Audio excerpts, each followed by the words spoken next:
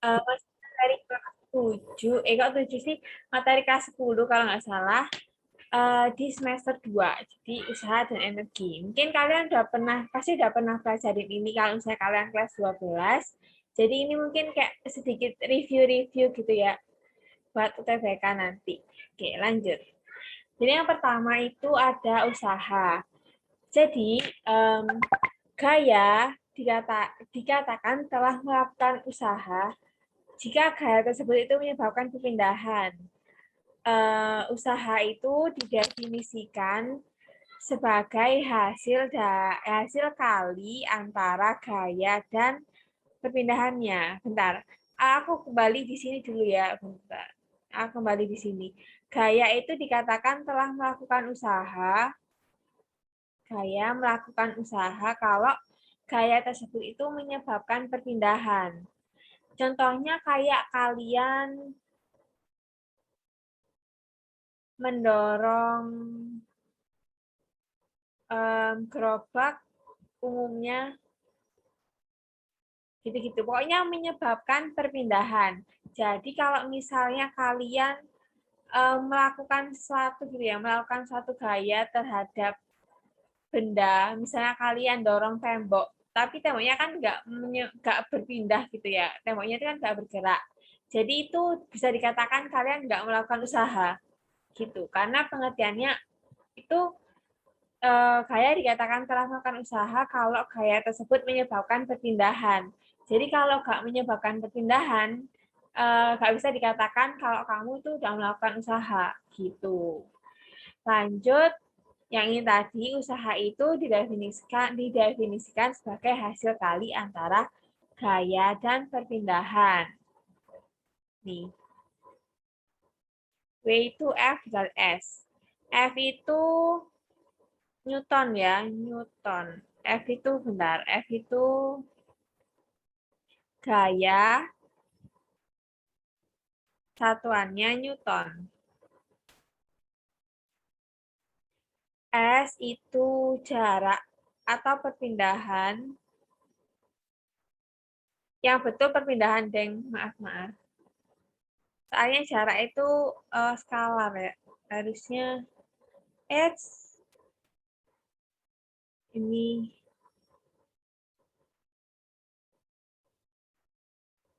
perpindahan. Satuannya meter. Terus gaya sama perpindahan itu besaran vektor, ya kan? Kayak tadi jaraknya aku coret. Jarak itu kan skalar. Nah, besaran vektor dikalikan besaran vektor, vektor dikaliin vektor, itu dapat menghasilkan besaran skalar yang disebut perkalian dot product atau perkalian titik.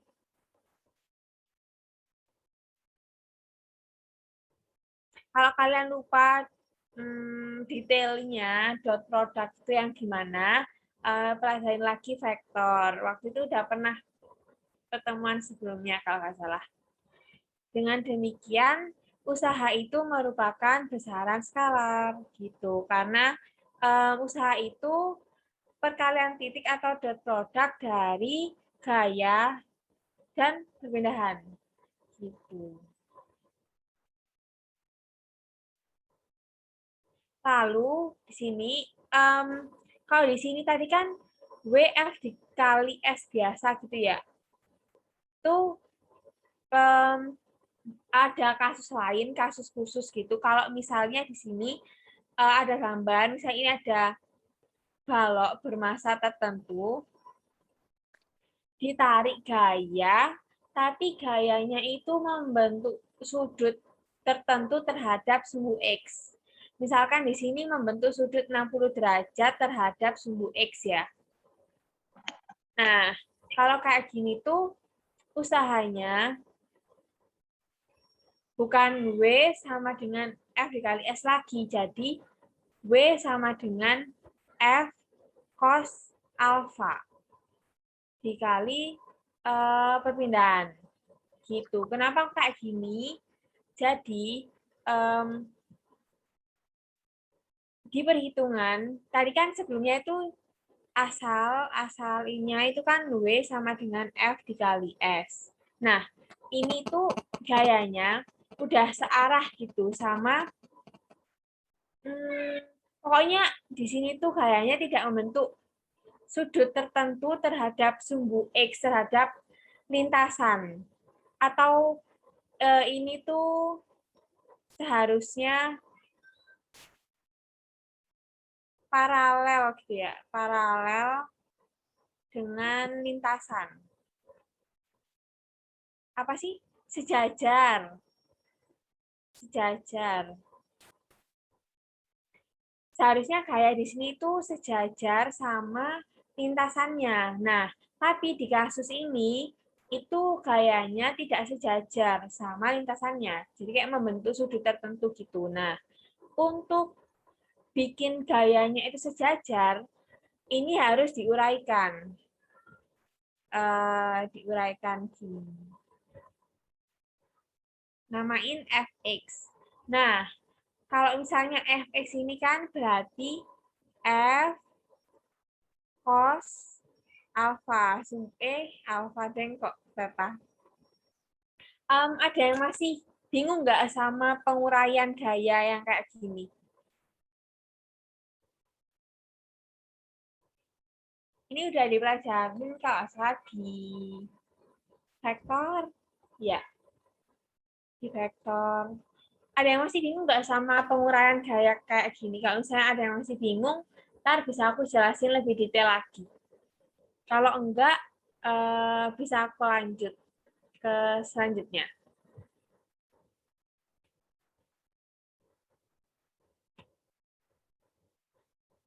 Aman-aman? Gimana? Udah pada paham? Kenapa kok bisa dapet F cos alpha?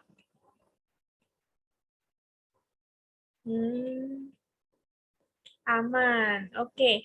Aku hitung sampai 5 ya. Kalau misalnya nggak ada yang tanya, aku lanjut. 1, 2, 3, 4, 5. Oke, aman. Nah, udah ya, kan ini udah diuraikan. Udah sejajar tuh sama lintasan. Jadi, W-nya itu tetap, kan aslinya tuh tetap W F dikali S. Cuman ini F-nya yang sejajar itu F cos alpha gitu. Makanya jadi W sama dengan F cos alpha dikali S gitu. Oke, lanjut ke slide selanjutnya. Nah, sekarang ada grafik, bentar. Kursorku mana ya? Oh, ini. Nah, selanjutnya ada grafik gaya terhadap perpindahan. Nah, besarnya usaha itu dapat digambarkan dengan luas daerah yang diarsir pada grafik. Nah, grafiknya ini grafik gaya terhadap perpindahan. Nah, jadi grafiknya tuh grafik gaya, gayanya sumbu Y sama perpindahan. Perpindahannya sumbu X gitu. Jadi kalau misal kalian mau nyari usaha, itu bisa langsung aja nyari luas di bawah grafik ini atau luas daerah yang diarsir gini. Nah, coba ya aku hitung yang digambar ini. Karena ini tuh ada yang di atas sumbu X dan di bawah sumbu X, berarti ada yang positif dan ada yang negatif. Nah, yang di bawah sumbu X ini negatif. Ya kan, soalnya tingginya min 4 kan, gitu. Nah, yang ini positif. Oke. Dan ini dipecah jadi jadi 2 maksudnya. Jadi nomor 1 dan nomor 2. Buat menggampangkan gitulah. Nah, yang atas ini kan yang L1 dulu ya. L1 ini kan trapesium tuh. Trapesium A, A-nya kan 10 dikurangi 4 itu 6. ditambah B, B-nya kan ini 10 ya. Dikali T, T-nya 8 per 2. 16 dikali 8 per 2. Coret-coret 16 dikali 4, 64. Terus luas 2. Luas 2 itu segitiga ya. Jadi A alasnya 10 sampai 15 berarti 5. Dikali tinggi, tingginya min 4 tuh. Per 2. Jadi min 10. Nah, W itu sama dengan L total. Jadi sama dengan L1 ditambah L2. L1-nya L1-nya 64, L2-nya min 10. Jadi 64 dikurangi 10, jawabannya 54. Joule, jangan lupa. Oh ya, jangan lupa satuannya joule ya guys, kalau usaha tuh. Joule. Joule, sama kayak energi. Nah, gimana buat grafik? Ada yang masih bingung? Kak, 6 sama 5-nya dari mana ya? Yang 6 ini tadi, ini kan luasnya trapesium ya. Trapesium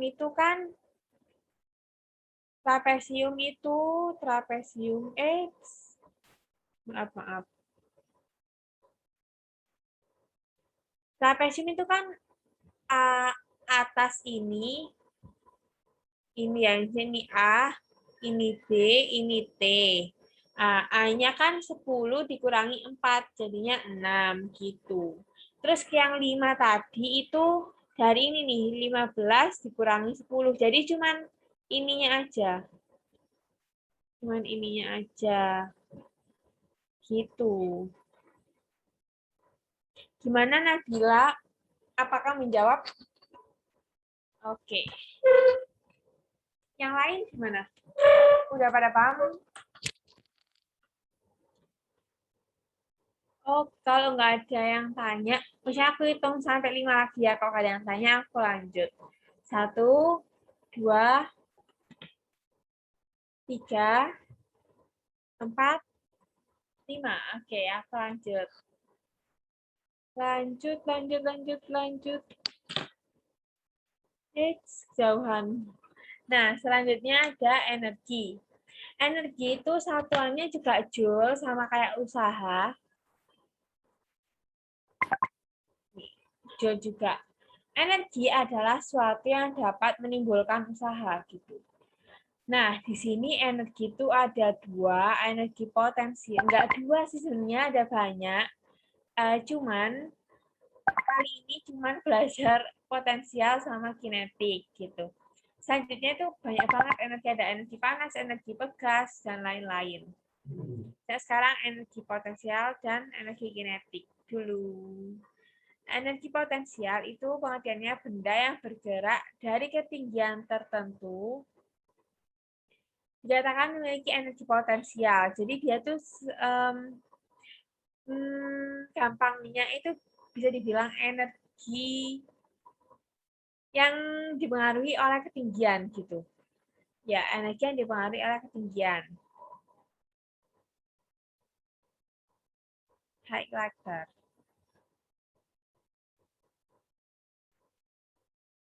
Jadi dia dipengaruhi oleh ketinggian. Nah, rumusnya adalah RT sama dengan MGH. Pasti kalian udah sering banget dengar ini. Sampai kalian bosan. Nah, perubahan energi potensial itu dapat ditulis dalam bentuk W sama dengan EP. Nah, W tadi kan usaha ya. Kenapa tiba-tiba jadi energi gitu? Nah,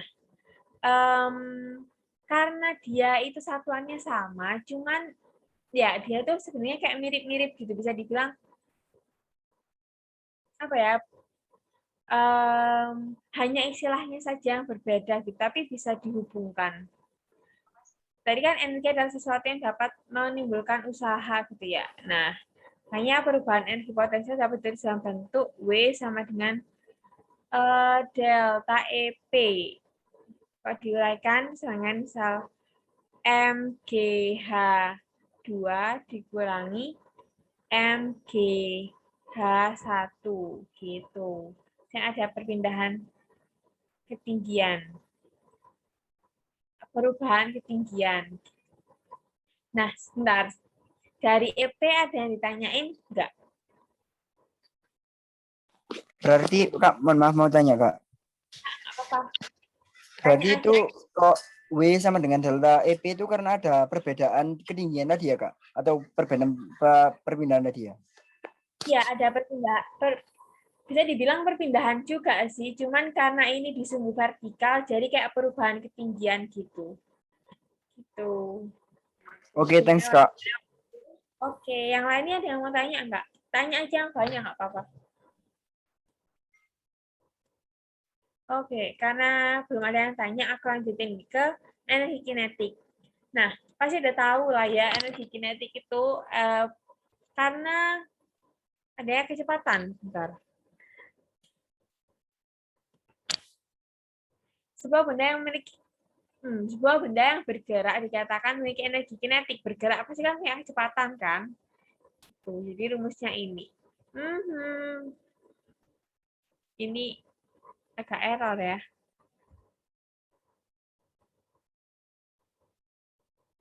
Nah, gaya itu dapat menimbulkan perubahan kecepatan. Gaya dapat menimbulkan perubahan kecepatan. Nah, jika gaya tersebut bekerja pada sebuah benda dan benda tersebut mengalami perpindahan, tadi kan gaya yang bekerja pada suatu benda dan benda tersebut mengalami perpindahan kan mengalami usaha ya atau melakukan usaha yang awal tadi. Nah, oke. Terus lanjut, tentu saja kecepatan benda juga berubah. Jadi, aku ulang lagi, gaya itu bisa menimbulkan perubahan kecepatan. Nah, kalau gaya tersebut bekerja pada sebuah benda dan bendanya itu mengalami perubahan posisi atau mengalami perpindahan, maka kecepatannya itu pasti juga berubah.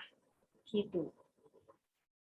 Ini agak bulat sih, pokoknya intinya kalau benda yang mengalami perpindahan, berarti kecepatannya juga berubah gitu. Nah, usaha yang dilakukan gaya tersebut yang digunakan untuk mengubah energi kinetik itu ini. Sama sih intinya kayak WEP tadi, cuman ini di bentuk energi kinetik, di bentuk kecepatannya gitu. Ini tadi bentuk ketinggian. Gitu. Nah, sampai sini ada yang tanyain?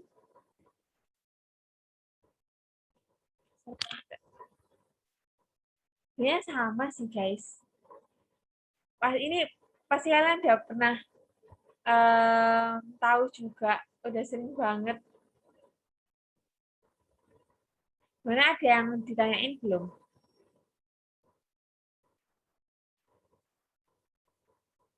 Oke, aku lanjut aja kali ya.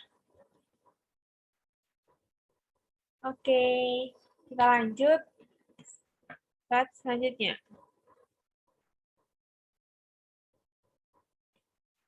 Bentar, mau dipencet. Nah, ini agak baru, mungkin kalian baru tahu atau mungkin udah tahu. Jadi sebenarnya energi itu dibagi jadi dua, energi konservatif sama non konservatif. Nah, yang konservatif itu usaha yang dilakukan oleh gaya konservatif pada partikel itu bergerak tidak bergantung lintasannya. Jadi dia tuh cuma bergantung titik awal sama titik akhir partikel. Contohnya, contoh itu energi kinetik tadi. Oh, bukan. Energi pegas. Ya, pegas terus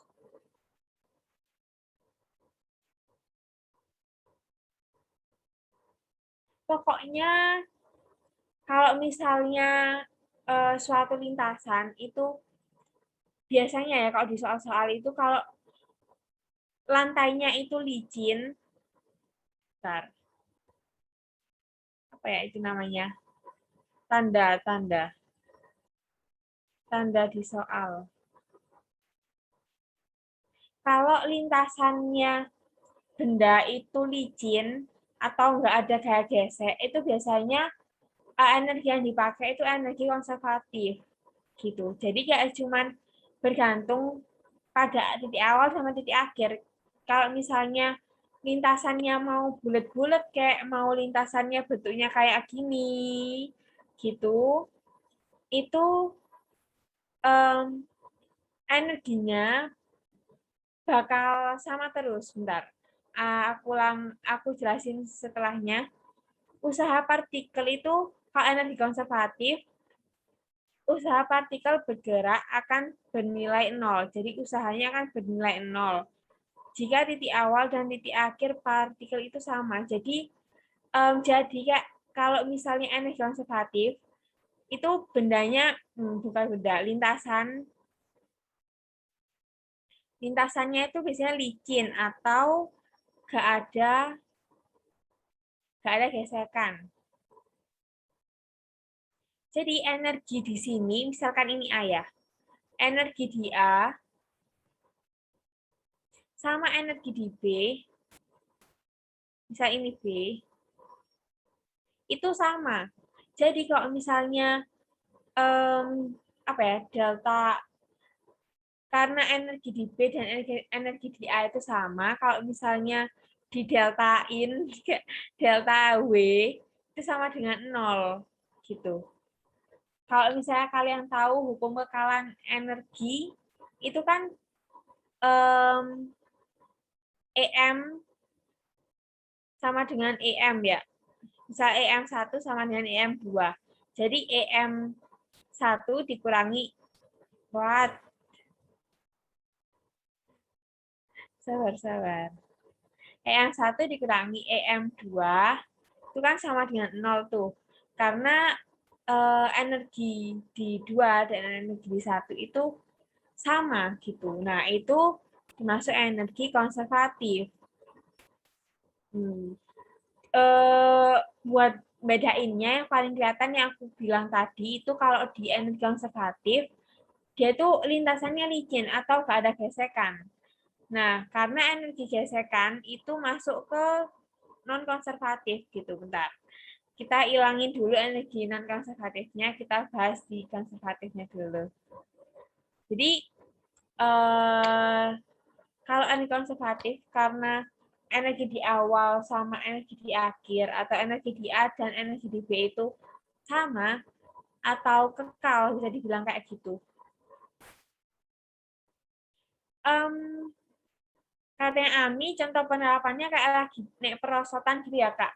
Nggak bisa bilang iya, kalau pokoknya intinya kalau perosotannya licin, kalau perosotannya itu nggak ada gesekan, itu berarti berlaku energi konservatif. Tapi kalau misalnya di soal ada tuh contohnya, sebuah perosotan dengan gesekan tertentu yang memiliki koefisien gesekan berapa gitu misal. Nah, itu berarti nggak berlaku tuh energi konservatifnya gitu. Soalnya kalau ada gesekan, ntar itu ada energi yang hilang. Ntar kita itu masuk ke energi non konservatif gitu. Oke.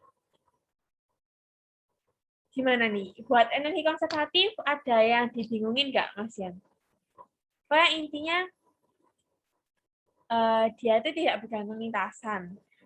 Cuma bergantung titik awal sama titik akhir partikel. Terus kalau konservatif juga dia tuh sama terus atau kekal terus gitu energinya di setiap titik gitu.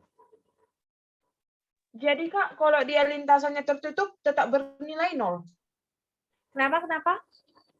Ini kan Kak ada bilang kalau usaha yang dilakukan oleh gaya konservatif itu sepanjang lintasannya tertutup bernilai 0, Kak. Usaha partikel bergerak akan bernilai 0. Ini total bisa dibilang sih. bukan total ya. Sebentar. Usaha partikel itu bergerak akan bernilai 0. Ini tuh lebih ke apa ya bilangnya? Kayak delta usaha atau misal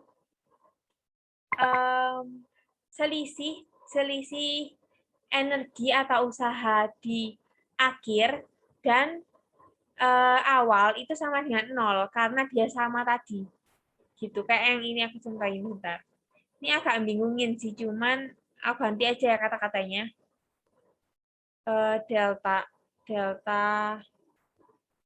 Delta usaha partikel akan bernilai 0.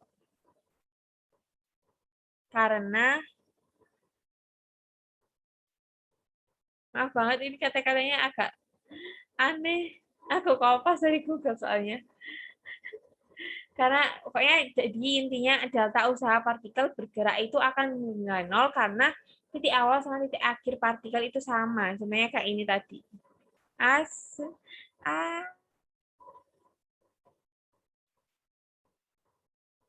Kayak aku ceritain tadi EM. Misalkan 1 itu awal, 2 itu akhir ya. Karena awal sama akhir sama, jadi deltanya atau selisihnya itu 0 gitu. Selisihnya ya. Gitu. Gimana Okta? Apakah menjawab? Iya, Kak. Oke. Apa masih ada yang dibingungin? Nggak apa-apa, tanya aja sih. Enggak, Yang Kak. lain? Soalnya kan ada di soal gini katanya. Usaha yang dilakukan oleh gaya konservatif sepanjang lintasannya tertutup bernilai 0. Itu memang benar, Kak, atau salah? Lintasan yang tertutup. Karena lintasan yang tertutup, bentar. Menurutku benar, tapi ini nggak tahu lagi ya. Karena itu kan tulisannya tertutup. Jadi mungkin maksud soalnya karena tertutup, jadi dia tuh nggak terpengaruh sama gaya lain, kayak gaya gesek, gaya gravitasi gitu, misal gitu. Mungkin ya, aku coba Iya, dicek Kak. lagi. Nah, bentar. Dari energi konservatif apa masih ada yang mau ditanyain? Kalau enggak kita lanjut ke non konservatif. Oke, belum ada ya. Oke, aku lanjut ke non konservatif. Nah, non konservatif itu kok ini agak kepotong.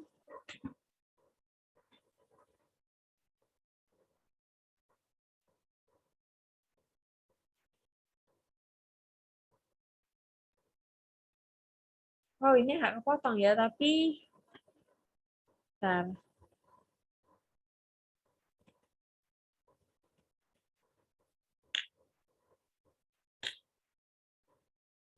Wah, maaf banget ini agak kepotong PPT-nya. Ya, ini tuh kalau non konservatif itu usaha yang dilakukan gaya non konservatif pada partikel bergerak itu bergantung lintasannya. Bergantung lintasan atau dia memperhitungkan kerumitan lintasannya gitu lah. Pokoknya intinya dia dipengaruhi oleh lintasannya. Contohnya kalau suatu benda atau suatu sistem itu energinya termasuk non konservatif, kalau misalnya ada gaya gesek yang tadi aku bilang. Ini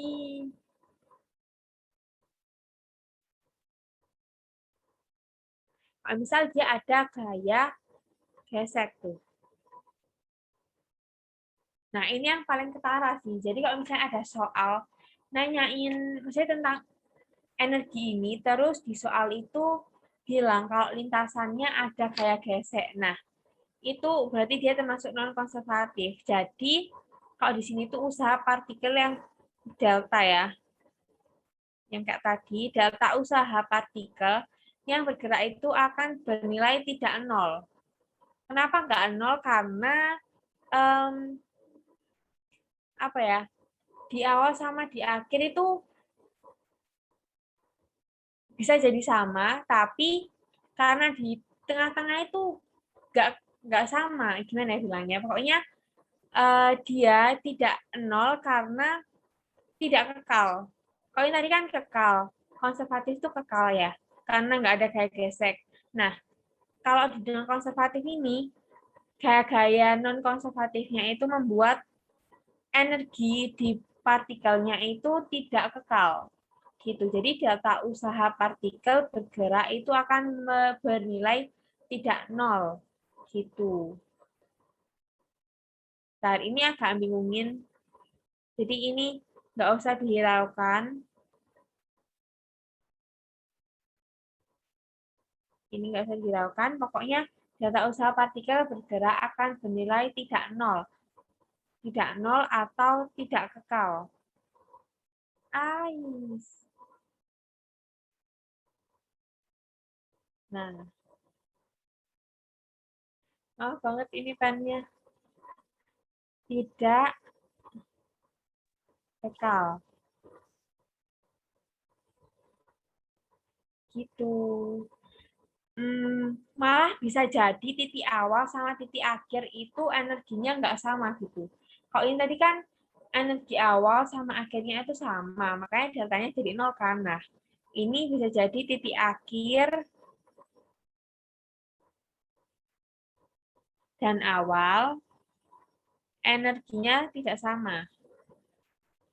Watt energinya nggak sama.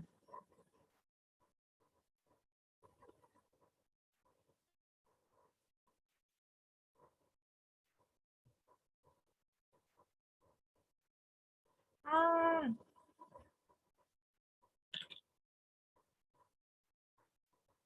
energinya nggak sama. Tapi setahuku kalau misalnya SMA tuh masih jarang dibahas detail. Kalau non konservatif tuh lebih sering energi konservatif gitu. Cuman ini FYI aja. Soalnya aku pernah lihat di UTBK itu soal-soalnya udah merepet ke non konservatif gitu, ada kayak geseknya gitu. Soalnya lanjut ntar. Sampai sini dulu. Mana ada yang dibingungin?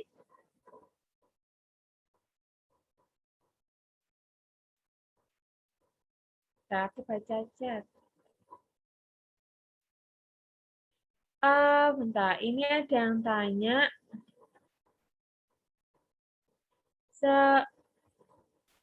Seharusnya benar gak sih? Soalnya energi konservatif ini kan tidak tergantung dengan lintasannya. Bentar, gimana Ami?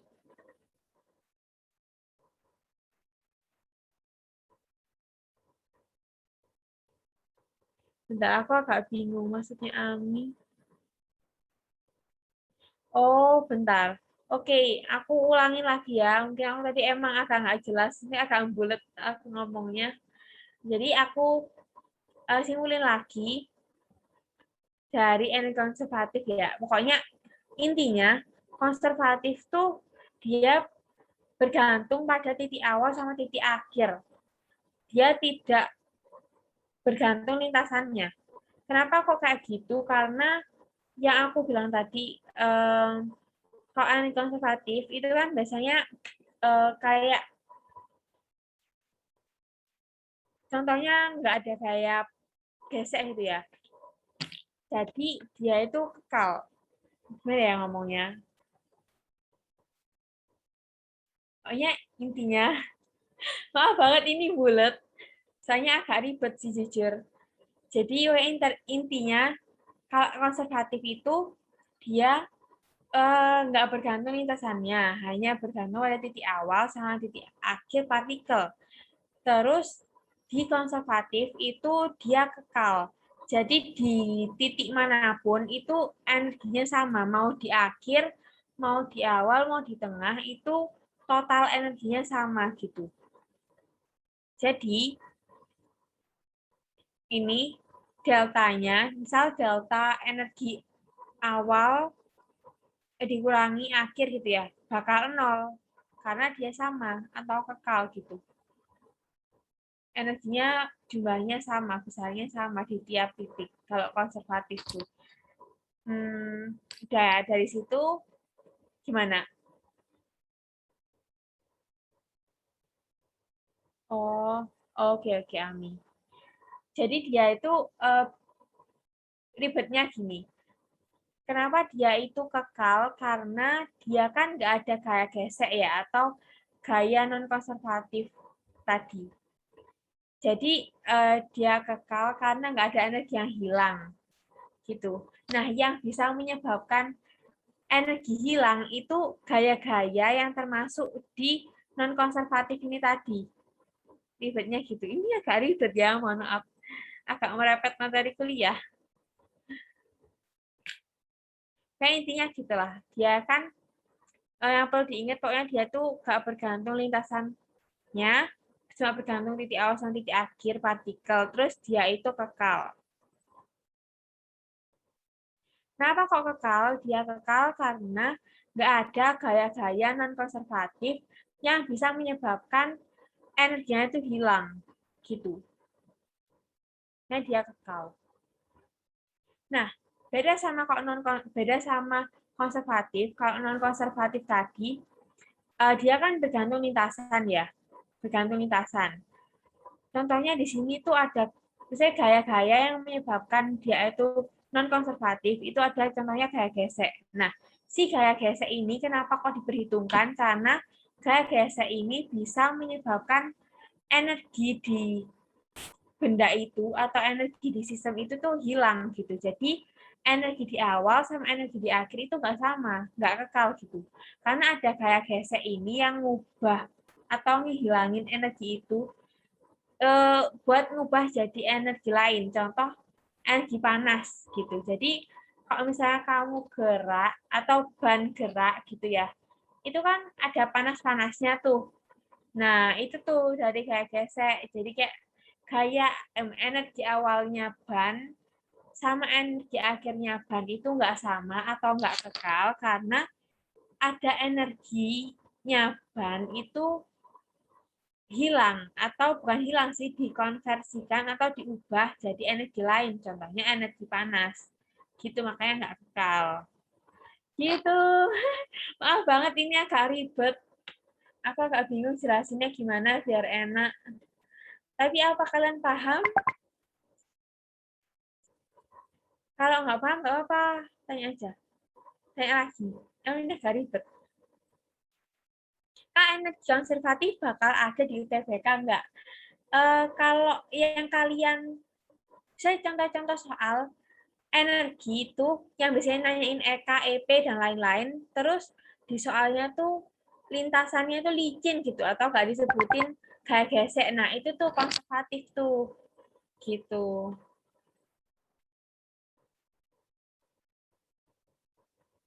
Kak, kalau misalnya nggak terlalu paham, bakal berpengaruh nggak asal cara jawab soal? Kadang dari sebelum soal. Aku kurang tahu, cuman ini kayaknya agak membantu buat misal ada soal konsep. Biasanya ada nggak sih UTBK soal konsep tuh? Tapi menurutku kalian nggak tahu detail tentang non-konservatif itu masih nggak apa-apa sih. Soalnya emang di sekolah juga belum terlalu dibahas kan non-konservatif. Kalau di aku itu aku baru pelajarin banget tentang non-konservatif itu waktu kuliah. Jadi maaf ini aku masukin dikit-dikit materi kuliah. Oh ya, kalian tahu aja kalau misalnya non-konservatif itu biasanya kekal. Kalau non-konservatif itu biasanya nggak kekal. Gitu. Terus biasanya kalau non-konservatif itu biasanya tanda-tandanya ada kayak gesek tuh. Gitu. Kalau konservatif berarti tanda-tandanya dia nggak ada kayak gesek. Biasa aja.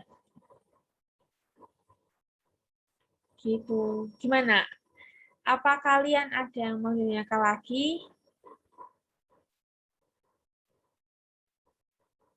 Nggak apa-apa kalau misalnya tanya atau bilang, Kak nggak jelas atau kecepatan, gitu bilang aja nggak apa-apa kok. Nggak apa-apa banget. Mana ini seriusan udah pada paham?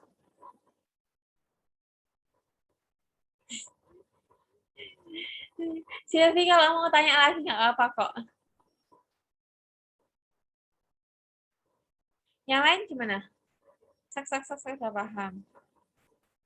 Coba reaction jempol kalau beneran paham. Ini agak panjang tadi jelasinnya.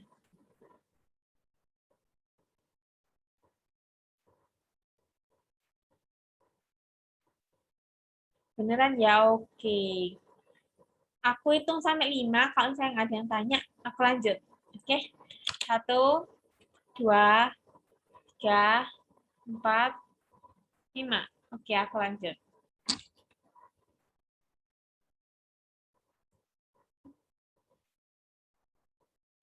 Kejauhan. Kejauhan bentar. Nah, thank you. Nah, selanjutnya ada, ini pasti kalian udah sering banget denger, hukum kekalan energi mekanik. Nah, kenapa kekal? Karena dia ini termasuk konservatif, gitu. Kalau non-konservatif, tidak kekal. Nah, hukum kekalan energi mekanik adalah jumlah energi potensial dan energi kinetik. Contohnya pada benda yang jatuh bebas ya, kan memiliki energi potensial karena kedudukannya dan memiliki energi kinetik karena gerakannya. Atau bisa dibilang hukum kekalan energi mekanik itu EM1 sama dengan EM2. Pokoknya kalau di sini ini nih. EM di A itu sama kayak EM di B sama dengan EM di C, kayak kekal terus gitu. Udah itu aja sebenarnya prinsipnya. Kalau energi mekanik mah, energi mekanik itu pokoknya jumlah dari potensial sama kinetik ya. Jadi energi potensial sama kinetik di A jumlahnya energi mekanik sama jumlah energi potensial sama energi kinetik di A sama kayak di B sama kayak di C gitu. Terus kalau di sini ya, benda yang jatuh ini kalau dianalisis, kalau di A, dia kan pasti kamu masih diem kan, di A ini bendanya masih diem kan. Jadi dia tuh cuma punya EP. Jadi kalau di sini di A itu energi potensialnya maksimum. Atau misalkan gini ya, EM di A. Itu kan EP ditambah EK. Nah, EK tadi kan setengah MV kuadrat. Nah, biasanya kan kalau di A tuh masih diem tuh. Berarti V-nya 0 kan. Nah, jadi di sini tuh cuman EP. Karena EK-nya 0. Jadi dia energi potensialnya maksimum gitu. Nah, kalau misalnya di B, ini kan ada ketinggian sama ada kecepatan tuh. Jadi dia setengah-setengah gitu lah. Gak ada yang maksimum. Nah, kalau misalnya di C, ini kayak agak salah. Ini harusnya di C. Misalnya tepat sebelum menyentuh tanah gitu ya, atau saat menyentuh tanah, pokoknya waktu ketinggiannya itu seminimum mungkin, ya itulah. Itu hanya hampir 0 kan, atau ketinggiannya hampir gak ada gitu. Jadi waktu itu tuh KEM di C gitu ya.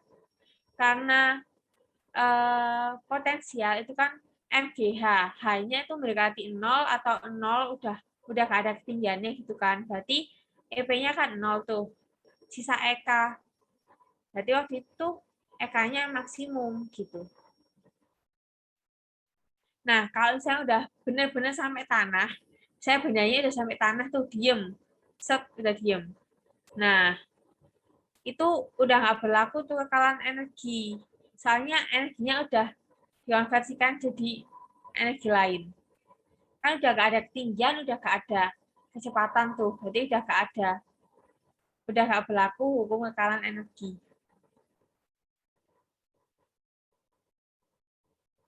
Gitu. Gimana? Ada yang mau ditanyakan?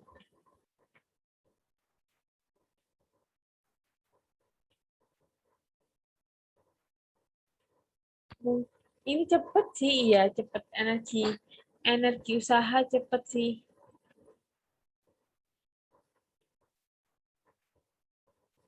Jadi maksudnya EM di A, EM di B, EM di C itu gimana? Oke, EM tadi kita EM atau energi mekanik itu kan jumlahnya energi potensial sama energi kinetik ya. Nah, kalau hubungan kalau energi mekanik itu EM-nya di A itu sama kayak EM-nya di B sama kayak EM-nya di C. Atau jumlah energinya di A itu sama kayak jumlah energi di B sama kayak jumlah, bentar. Ini tuh C ini gak usah dihiraukan ya. Ini. Jadi C itu harusnya yang ini.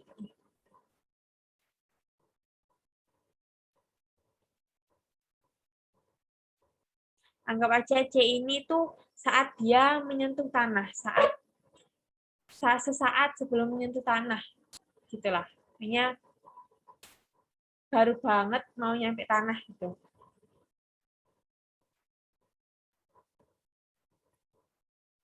Iris. Jadi itu EM-nya di A atau jumlah energinya di A sama kayak jumlah energinya di B sama kayak jumlah energi di C. Gitu. Cuman yang aku bilang tadi ini kan ada saatnya dia tuh EP-nya maksimum, ada saatnya dia tuh EK-nya maksimum tuh. Meskipun dia ini pokoknya jumlah energinya kan selalu sama ya. Tapi jumlah energinya tadi itu kan disumbang sama energi potensial sama energi kinetik. Nah, jumlahnya potensial sama energi kinetik masing-masing itu beda-beda. Kayak ada saatnya EP-nya itu kecil, ada saatnya EP-nya itu besar. Jadi kalau misalnya di sini tuh di A, EP-nya itu kan bentar, EK-nya itu kan 0 tuh. Berarti EP-nya besar banget atau dia EP-nya maksimum gitu. Karena jumlah energinya di A, B, C totalnya tuh selalu sama. Misalkan di sini tuh di A ya. Misal di A itu energinya 500 tuh. Nah, di B itu energinya juga 500. EM di B itu juga 500. Di C itu juga 500. Tapi 500 ini tuh komposisinya ya. Kalau misalnya di A itu cuman disumbang sama EP. Nah, kalau misalnya di B itu disumbang dari EP sama EK. Nah, dua-duanya ada nilainya gitu. Nah, kalau misalnya di C, karena EP-nya itu 0, ketinggiannya kan nggak ada tuh. Jadi cuman disumbang sama EK. Atau EK-nya maksimum. Gitu. Cuman mereka yang aku bilang tadi, selalu sama gitu juga energinya di A, di B, ataupun di C. Gitu. Gimana?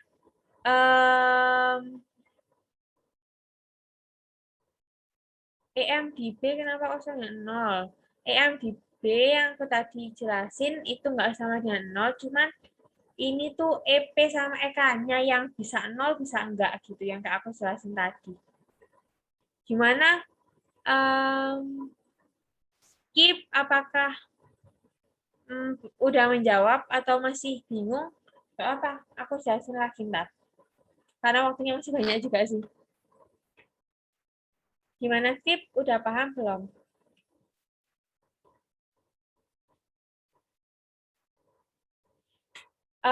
Karena ini tadi aku rasanya kurang tepat ya.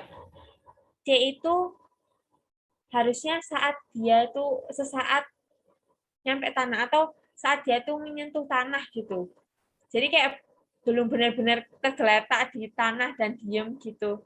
Itu masih ada kalau kayak gitu.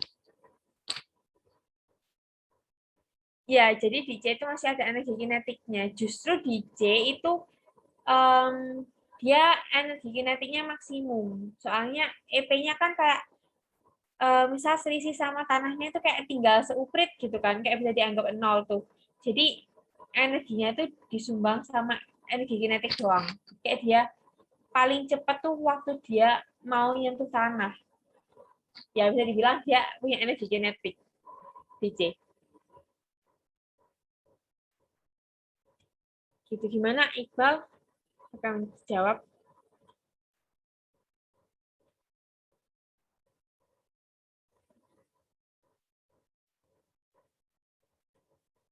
Bentar, yang skip tadi udah terjawab belum?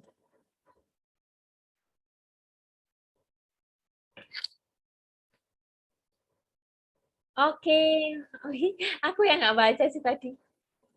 Oke, maaf skip. Yang lain gimana? Udah paham belum?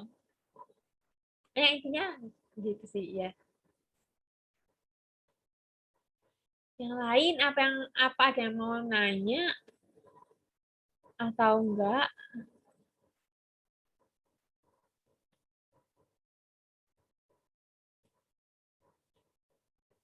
Oke. Ini lanjut langsung aja ya. Selanjutnya itu soal siap punya beberapa soal. Nah, aku mau ngasih waktu berapa ya? 2 menit kali ya, atau ya 2 menit, 2 menit. Kalian kerjain dulu pokoknya 2 menit. Nah, ntar setelah 2 menit kita reveal jawaban. Bentar. Aku buat stopwatch dulu. Bentar, aku buat timer. Oke, ini kalian kerjain sendiri dulu ya. Sekalian latihan. Habis materi gitu kan. Pemanasan biar gak ngantuk juga. Oke, 2 menit ya. Aku mulai dari sekarang.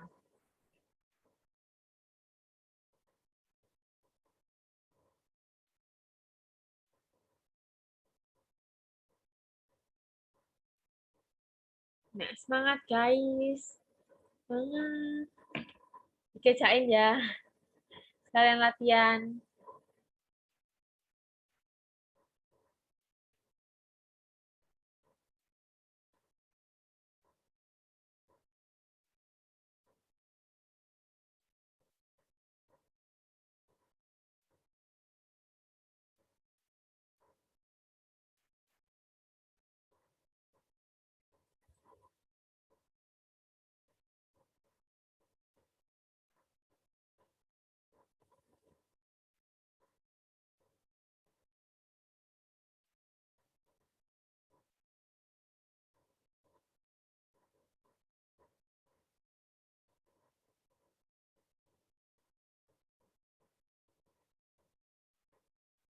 Mana udah ada yang dapat jawabannya belum?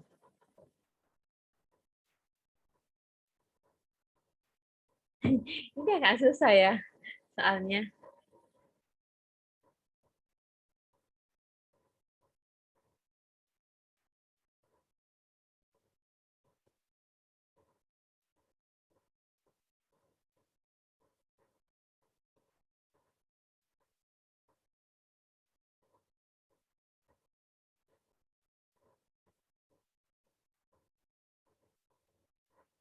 Mana?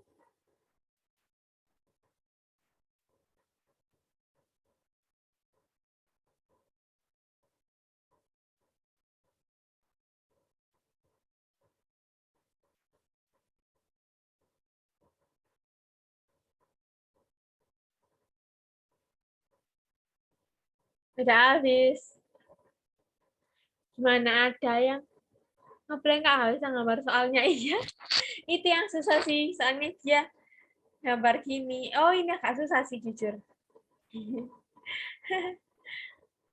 Ada yang udah nemu belum jawabannya?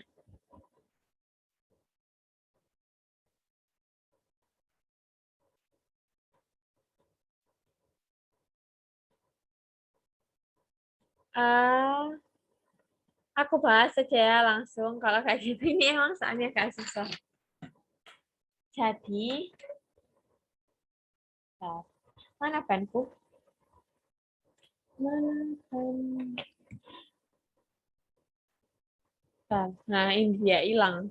Andi berjalan di jalan yang lintasannya miring.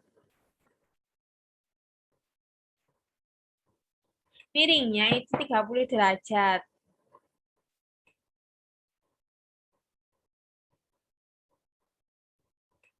Terhadap garis horizontal.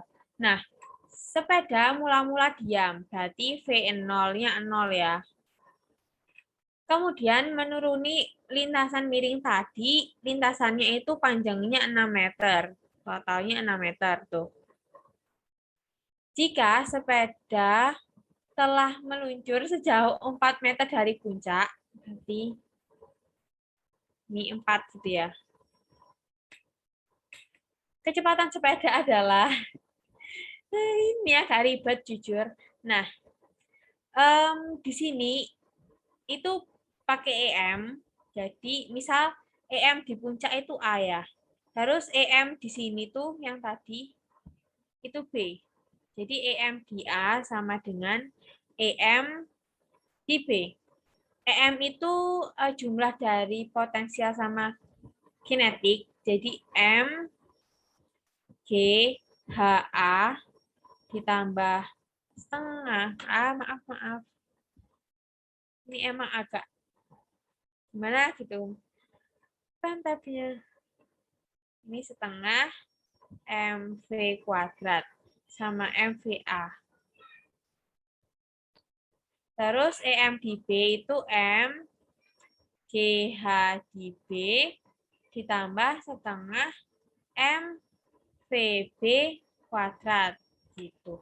Nah, di sini kan yang dipakai itu ketinggiannya ya. Sedangkan di soal itu kan nggak tahu tuh ketinggiannya di A itu berapa, ketinggiannya di B berapa. Nggak tahu kan? Tapi kita tahu panjang lintasan, tapi kita juga tahu sudut. Nah, ini tuh buat nyari isi ketinggian tadi. Gitu. Nah, kita tahu kalau misalnya mau nyari ini ya, misalnya ini H. Kita punya sin. Sin itu kan depan per miring tuh. Sin 30 misal. Sin 30 itu kan depan per miring. Depan per miring itu kan berarti H per 6 ya. Nah, sin 30 itu berapa nilainya? Setengah kan? Jadi setengah sama dengan H per 6. Aku tulis di sini mencari ketinggian.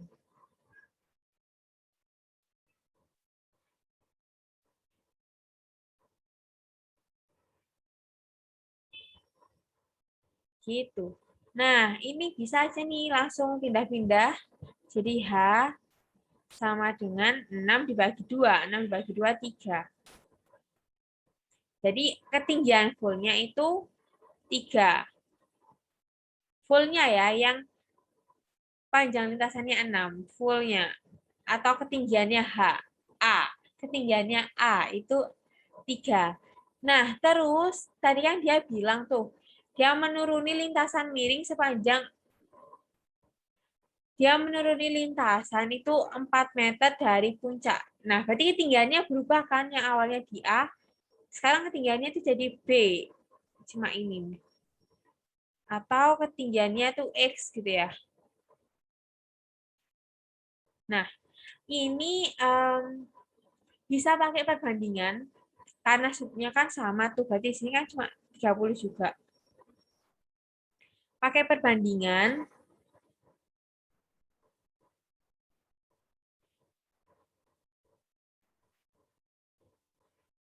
atau kalian masih tahu kesebangunan bukan?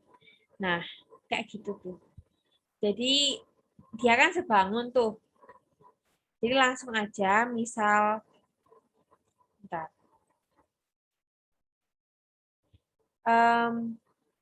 Karena ini ribet ya kalau cari X. Jadi mending kita cari ini aja nggak sih? H-X-nya.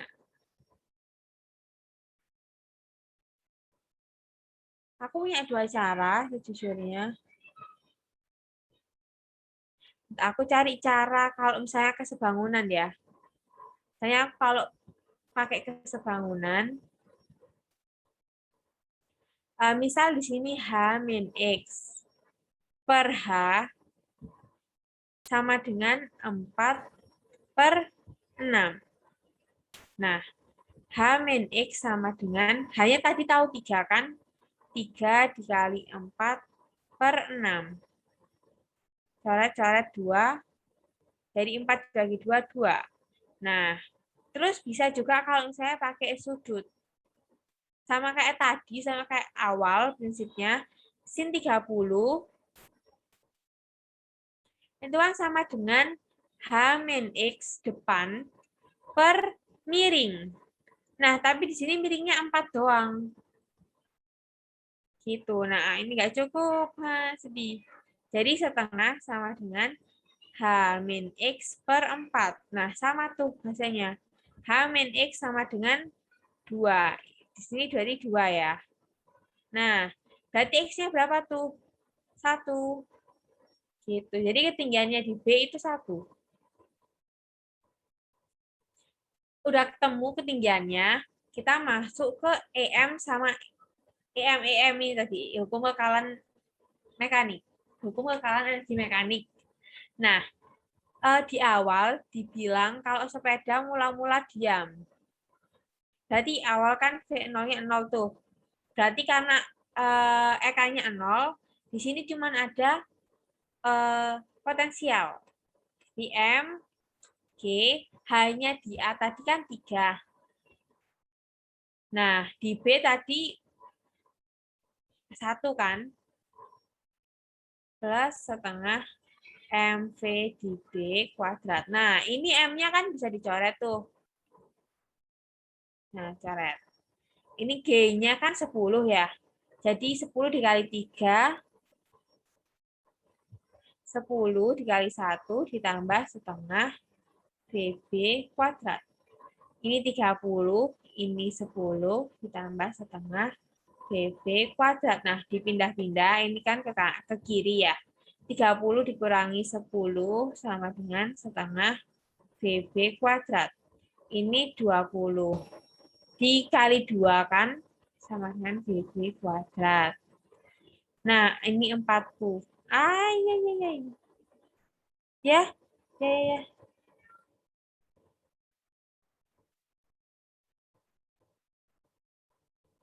Jadi 40 sama mau ke 410. Maaf, agak ngantuk ini juga ya. Ini 40 sama dengan VB kuadrat. Nah, berarti akar 40 sama dengan VB.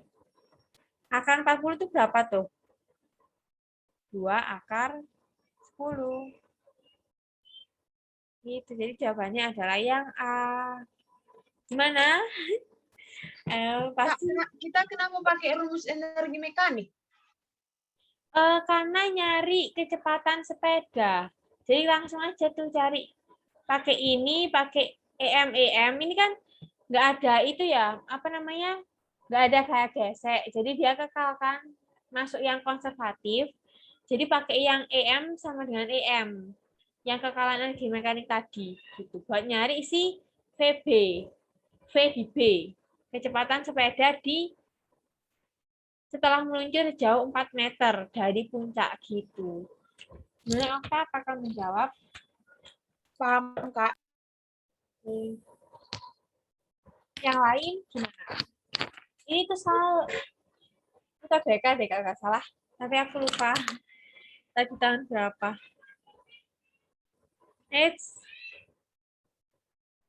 Gimana guys? Ada yang mau ditanyain? Sebelum soal selanjutnya.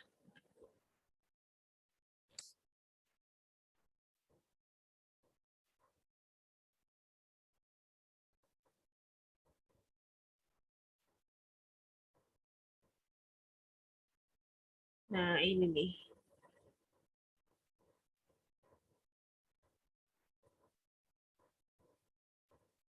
Gimana, udah paham belum?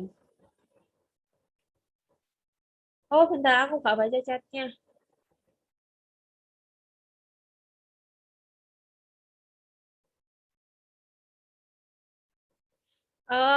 Bentar ya. Tadi, oke, aku jelasin ulang. Terus, kenapa kok bisa pakai sin? Sekalian. Kenapa kok sin? Kenapa nggak cos? Cos itu kan samping per miring. Sedangkan yang kita cari itu kan H ya. H itu kan di depan. Jadi kita tuh pakai sin. Sin itu kan depan per samping. Nah, depannya ini kan H. Karena kita mau cari H, jadi kita pakai sin gitu buat cari depan atau ketinggiannya itu gitu. Kalau misalnya kamu pakai cos, berarti kan ntar kamu dapatnya yang ini, yang ini, yang ini, yang ini. Kalau misalnya kamu pakai cos.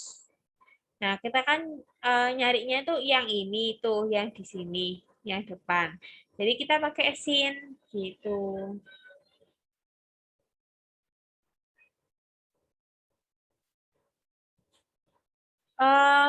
Bentar. Ya, betul. Makasih Skip udah bantu jawabin.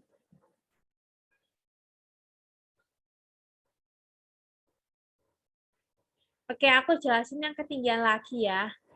Nah, bentar. Ini kan EM, di EM itu rumusnya pakai H. Atau potensial itu kan ketinggian ya, ketinggian bukan lintasannya sejauh berapa. Jadi ketinggian. Karena di sini tuh nggak tahu ketinggian, cuma tahu lintasan, panjang lintasan atau ya panjang lintasan gitulah. Jadi panjang lintasan sama sudut itu jadi apa ya? Jadi petunjuk. Jadi petunjuk buat nyari ketinggian. Nah, paling gampangnya itu cari ketinggian, saya ketinggian total ya yang H. Itu pakai sin 30 yang aku bilang tadi. Karena kalau sin itu kan depan per samping. Nah, sampingnya udah tahu tuh 6. Berarti kalau misalnya sin 30 kan udah tahu tuh nilainya setengah. Bisa pakai perbandingan. Jadi setengah sama dengan H per 6 gitu. Jadi ketemu hanya 3 gitu. Nah, kalau misalnya mau cari yang ini, yang ketinggiannya B, ketinggiannya B itu kan statistik X ya. Tapi karena di sini agak susah, aku cari yang atasnya dulu. Yang H-X. H-X yang ini nih. Karena dia bentuknya kan juga segitiga gini kan. Jadi dia bisa pakai sin lagi tuh. Di sini itu sudutnya kan sama kayak di sini ya. Sama tuh. Jadi pakai sin lagi. Sin ketinggian sin 30 itu sama dengan ketinggiannya ini per miring. Miringnya di sini 4. Gitu. Nah, sin 30 kan setengah lagi tuh, setengah. Sin 30 itu setengah sama dengan H-X per 4. Ketemu H-X-nya ketemu 2. Nah, berarti X-nya ketemu 1 dong. Hanya kan 3. 3 dikurangi berapa hasilnya 2. Berarti 1 kan. Nah, berarti X-nya 1. Itu kalau pakai sudut. Nah, bisa juga kalau kamu mau nyari ini, bisa pakai kesebangunan. Gitu. Tapi kayaknya gampangan pakai sudut sih. Gitu. Gimana? Apakah masih bingung, guys? Tadi ini VA-nya itu dari H. Itu VA-nya awal-awal kan diam tuh. VDA itu 0, soalnya dia awal mula-mula diam. Kan dari A awalnya, terus ke B. Gitu. Gimana? Apakah masih bingung, guys? Iqbal, terus Ismi, terus Lisa, dan yang lain-lain, apakah kalian sudah paham?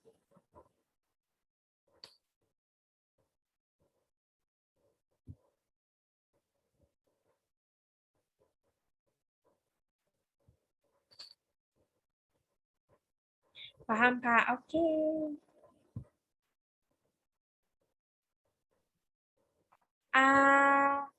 Menggambarnya. Sebenarnya itu kalian teliti aja, pokoknya dibaca pelan-pelan gitu deh.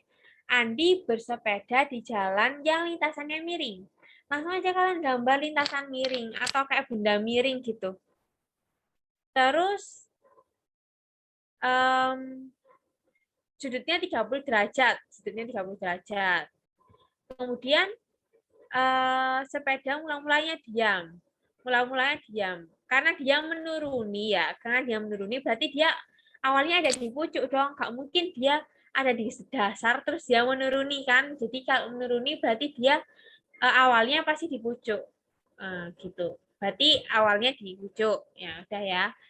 Lintasan miringnya panjangnya 6. Oke, tahu tuh berarti panjangnya 6. Terus sepedanya telah meluncur sejauh 4 dari puncak. Dari puncak sejauh 4.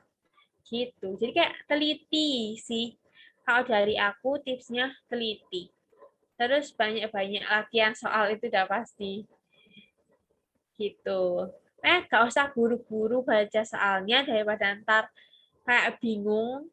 Jadi kayak dibaca satu-satu per tanda atau per apa ya? Per sign. Per tanda ya, per yang diketahui. Gitu skip. Kalau dari aku gak ada cara khusus sih sebenarnya. Ya kayak teliti aja gitu dan banyak latihan soal.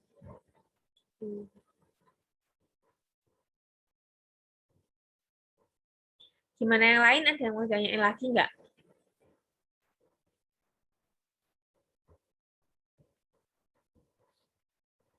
Kalau udah paham, coba kalian reaction jempol. 1, 2, 3. Coba.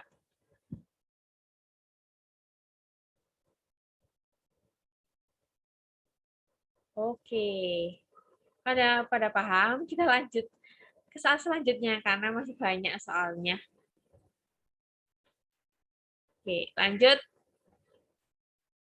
Aku kasih waktu lagi 2 menit. Coba kalian kerjain. Ini nggak sesusah yang tadi kok. Jadi semangat. 2 menit. Dimulai dari sekarang.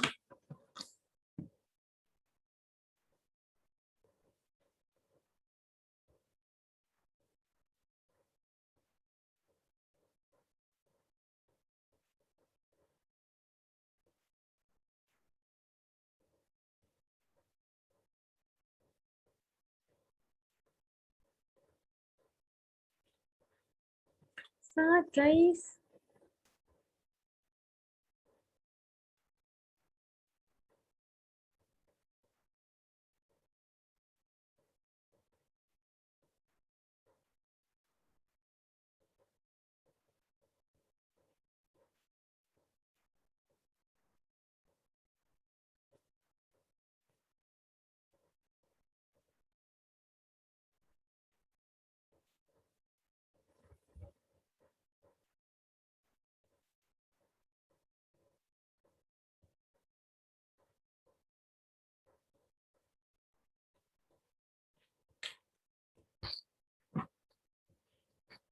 Semangat.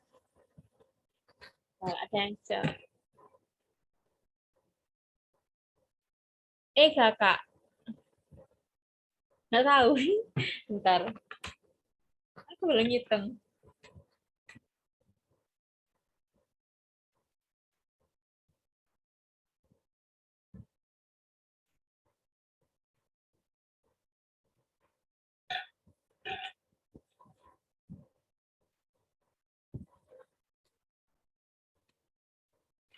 Nah, bentar. 2 menit lagi. Bentar lagi sih.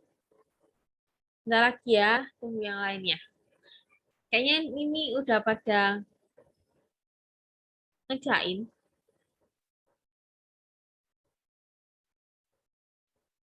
Nah, udah 2 menit. Pada 25 nih. Oke, jawaban terkuat. Oke, kita bahas bareng-bareng. Yang diketahui nih. Bentar. Diketahui F-nya itu tetap kan, F-nya 20 Newton. Lintasan lurus dengan jarak tempuhnya S-nya 60 meter. Kecepatan awalnya 2. Kecepatan akhirnya 10 meter per second. Maka massa benda itu adalah, ini yang tadi ya, yang W sama dengan delta EK. Wih. Kenapa ini? Delta EK. W itu tadi kan F dikali S. Delta EK itu setengah V akhir dikurangi V awal. Karena massa sama setengahnya itu tetap bisa ditulis gini kan.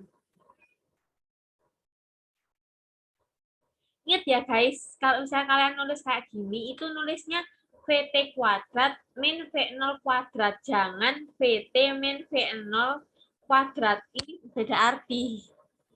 Jadi nulisnya kayak gini. Ini apa hati-hati banget. Maaf.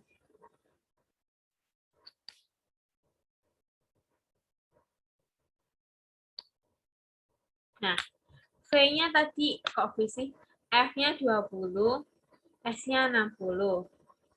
Setengah M-nya dicari. VT 10 dikuadratin jadi 100.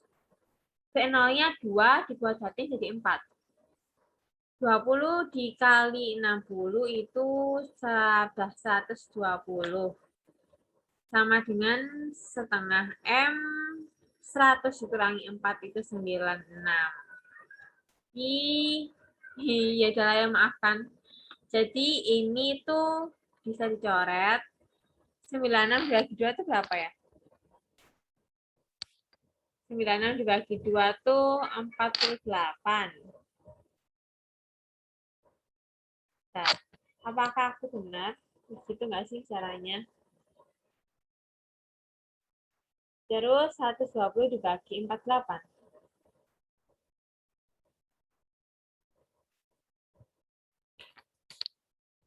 Oh, ini 1.200. Maaf.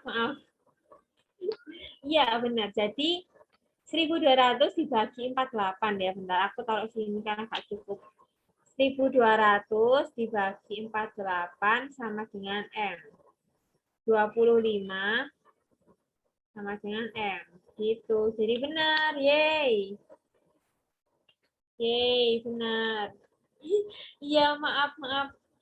Bentarnya ketinggalan 1.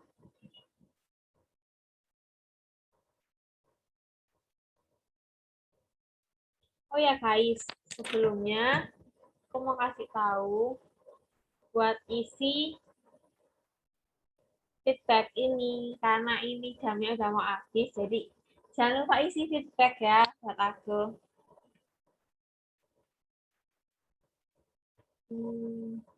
Nah, karena ini udah mau 20.30, maksudnya udah mau habis, mungkin aku udahin sampai sini dulu. Sebenarnya ini masih ada 2 soal lagi, tapi mungkin aku tulisin aja pembahasannya. Gitu, ya. Karena waktunya udah habis, jadi maaf banget. Sempat sampai ini aja. Gimana, ada yang mau ditanyain nggak buat semuanya? Atau misalnya nggak soal ini aja sih, yang sebelum-sebelumnya juga kalau misalnya ada yang mau ditanyain nggak apa, tanya lagi.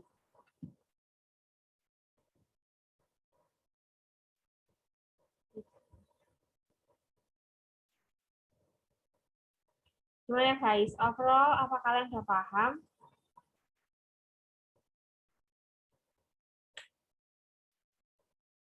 Kalau misalnya kalian udah paham, coba reaction tepuk tangan.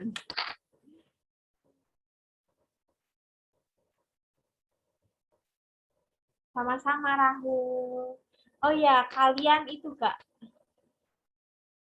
Oh, iya, Iqbal, aku juga dulu gitu. Pokoknya sering-sering latihan aja. Seriusan. Sering-sering latihan soal isuki.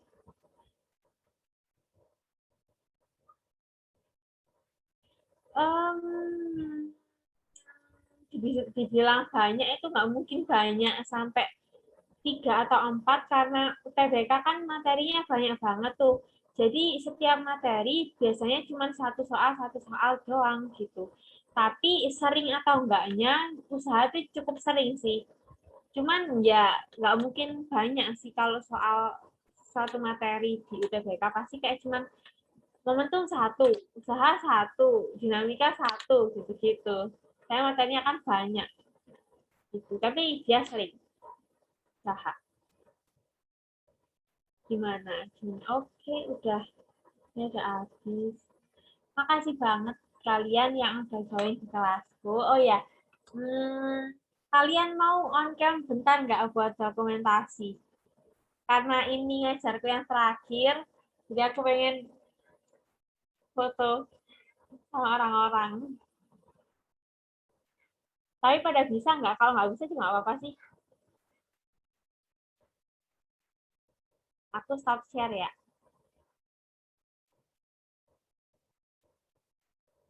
Sama-sama. Hai yang bisa on cam, sudah foto, dokumentasi. Yang bisa aja sih. Kalau nggak juga nggak apa-apa. Oke, pada nggak bisa ya. Halo Fiska. Gimana yang lainnya? Apakah kalian mau on cam? Aku hitung sampai 5 ya, biar gak kemalaman juga. Oke. Hai Najila. Mau yang lainnya apa kalian mau on cam? Oke. Aku hitung sampai 5 ya. 1, 2, 3, 4, 5. Oke, nggak ada lagi. Oke. Ayo kita foto. 1, bentar. 1, 2, 3. Yeay, makasih. Makasih Rizka, Nabila, dan semuanya. Jangan lupa isi feedback. Dan kasih udah dengerin sampai akhir. Kak. Udah semangat, udah BK tahun depan.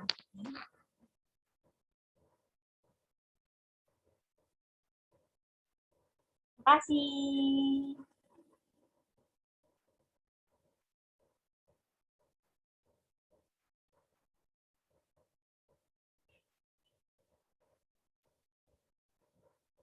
Terima kasih semuanya.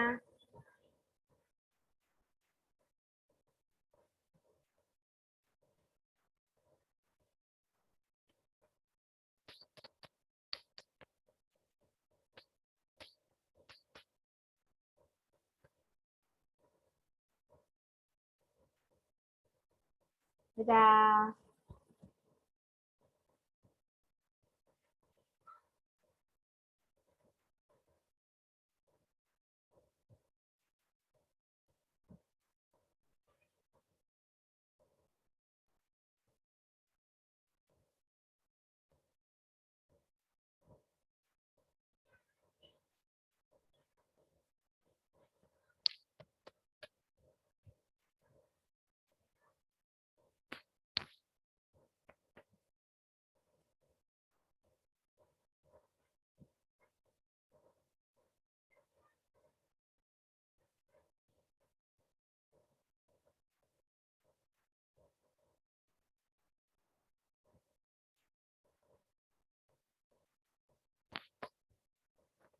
Sama-sama Ani. Dadah. Makasih banget udah dengerin sampai akhir juga.